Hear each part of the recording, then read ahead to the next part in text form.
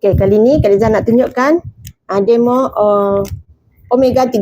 Omega 3+ ni untuk salur darah kita sebab 20% penyakit datangnya daripada salur darah kita yang tersumbat.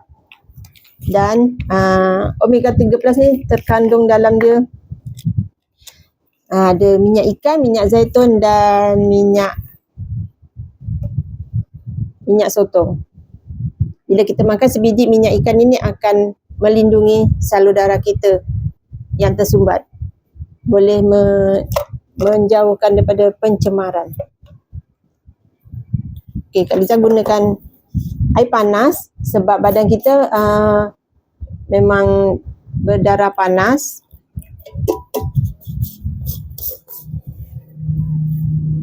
Dan Kak Liza gunakan Celefom ni. Ini menggantikan pencemaran dalam darah kita, salur darah kita yang tersumbat.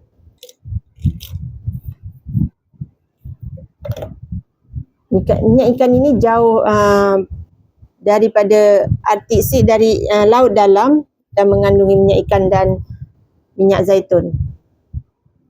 Bila kita makan sebiji minyak ikan ini, boleh menyucikan, membersihkan salur darah kita yang tersumbat.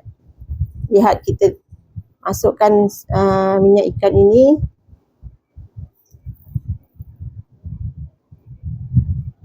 Kolesterol, boleh membersihkan kolesterol jahat kita. Kita menggunakan satu biji saja boleh. Nampak bila makan satu biji kita boleh memecahkan kolesterol jahat kita. Nampak dia mencair. Bila kita tak cuci, nampak makin lama makin bila tersumbat, usus kita akan jadi terpecah. Itu datang menjadi serangan jantung. InsyaAllah bila kita dah makan hari-hari makan Omega 3+ ni, insyaAllah akan melancarkan darah kita setiap hari, insyaAllah.